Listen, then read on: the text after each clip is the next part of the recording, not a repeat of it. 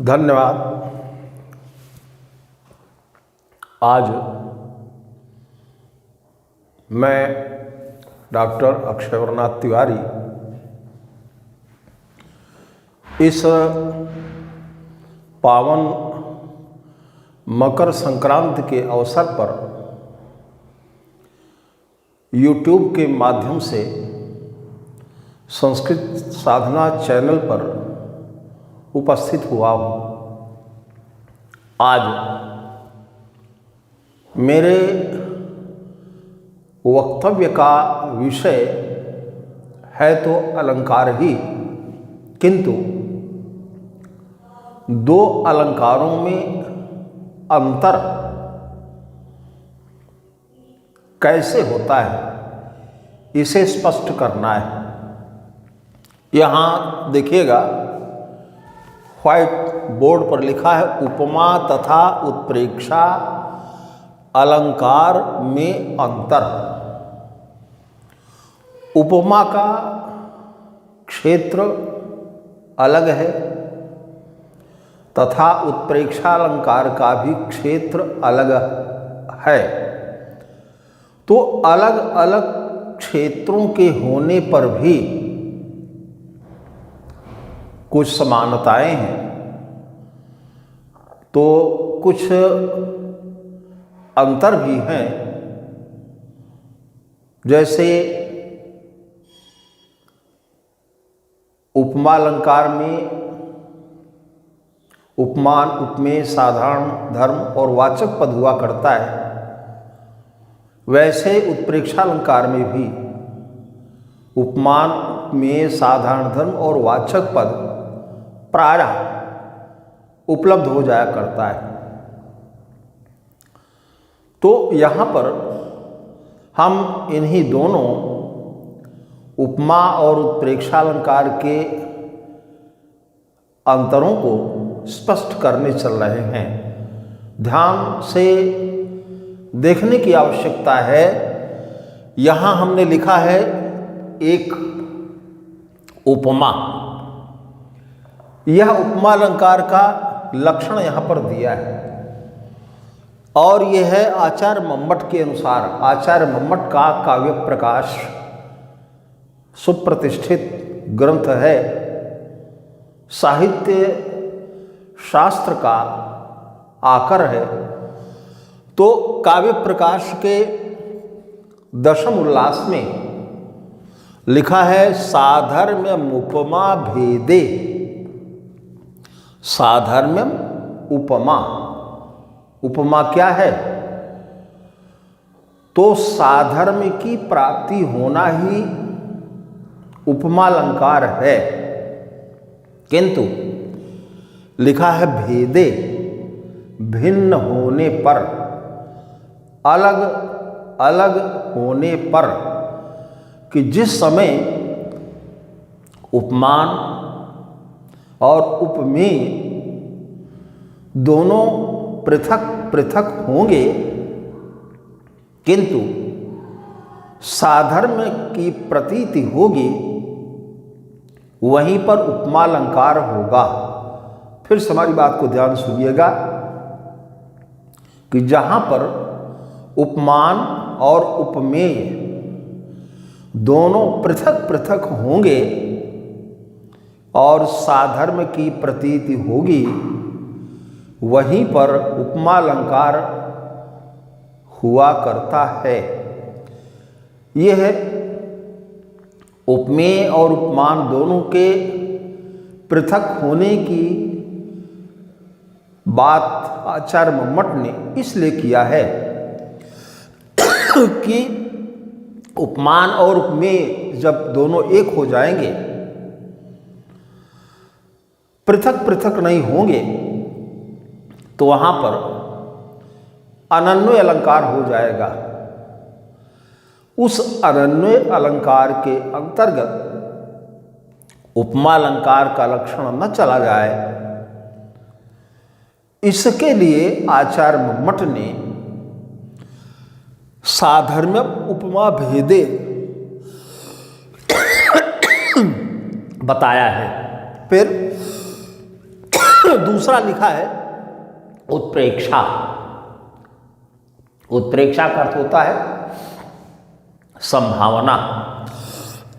तो यहां लिखा है संभावन मथोत्प्रेक्षा प्रकृतस्य समेन यत्।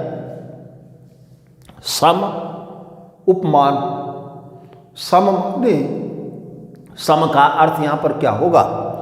उपमान। तो प्रकृतस्य अर्थात प्रस्तुत की, समेन उपमान के साथ, यत् संभावनम जो संभावना होगी वही उत्प्रेक्षा अलंकार के रूप में स्वीकृत है। फिर से इस बात को सुनिएगा कि कोई वर्णन होता रहेगा और उसे ये कहा जाएगा कि ये ऐसा लग रहा है, संभावना व्यक्त होगी, तो प्रस्तुत की अप्रस्तुत के रूप में, उपमान के रूप में संभावना, यह उत्प्रेक्षा अलंकार है। आप संक्षेप में बात करते हैं कि साधर्म की प्रतीति होना उपमा अलंकार है और संभावना की प्रतीति होना उत्प्रेक्षा अलंकार है। यहां पर एक उदाहरण मैंने लिखा है, इसको हम अभी पढ़ेंगे और यह उदाहरण ऐसा है जिसे कई आचार्यों ने अपने ग्रंथों में स्थान दिया है। आचार्य मम्मट ने इसे क्रिया स्वरूपोत्प्रेक्षा के रूप में दशम उल्लास में कहा है और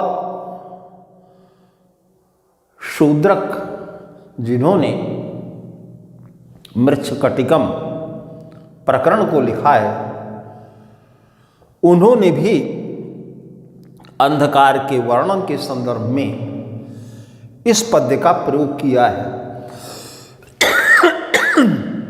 आचार्य विश्वनाथ ने भी इस पद्य को स्थान दिया है। यही एक ऐसा हमने यहां पर पद्य लिखा है, श्लोक लिखा है, जिसमें दोनों अलंकार उपमा और उत्प्रेक्षा दोनों घटित हो जाएंगे। हां, ध्यान देने की आवश्यकता है। यदि ध्यान पूर्वक मेरे कथन को सुनेंगे तो निश्चित रूप से उपमा और उत्प्रेक्षा में इस श्लोक के माध्यम से अंतर सुस्पष्ट हो जाएगा। देखिए, लिम्पतीव तमोंगानि, मैं फिर से पढ़ रहा हूं, लिम्पतीव तमोंगानि वर्षतीवाञ्जनं नभः। लिम्पतीव तमोंगानि वर्षतीवाञ्जनं नभः। असत्पुरुषसेवेव दृष्टिर्विफलतां गता। दृष्टिर्विफलतां गता। बहुत ध्यान से सुनने की आवश्यकता है कि कोई पात्र है और कह रहा है कि दृष्टिर्विफलतां गता, मेरे नेत्र विफल हो गए हैं। नेत्र का फल क्या है? देखना। और जब नेत्र नहीं देख पा रहे हैं तो नेत्र विफल हो गए। तो पात्र कह रहा है कि दृष्टिर विफलताम गता, मेरी दृष्टि निष्फल हो गई है, विफल हो गई है।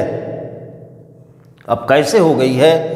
तो यहां ध्यान से देखिएगा असत पुरुष सेवेव, इतने को मैंने अंडरलाइन किया है।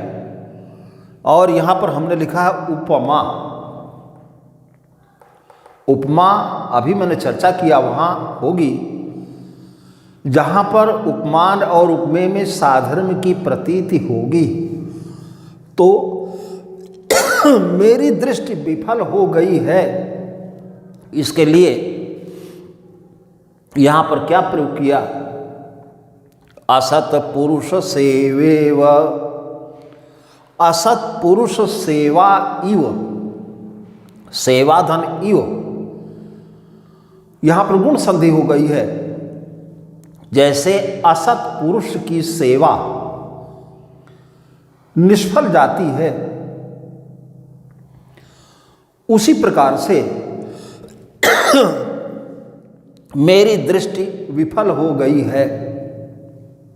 तो दृष्टि यहां उपमेय है और असत पुरुष सेवा ये उपमान है। इव वाचक पद है और विफल होना ये साधारण धर्म है।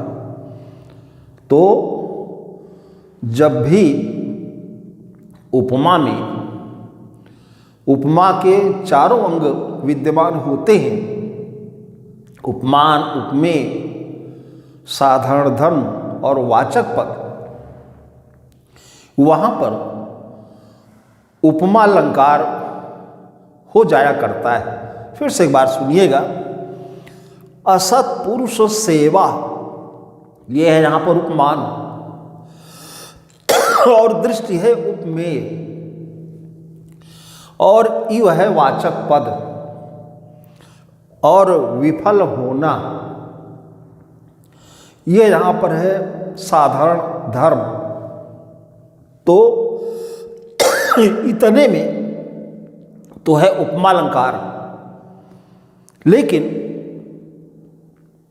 प्रथम पंक्ति में देखिएगा तो दो स्थल पर लिम्पतीव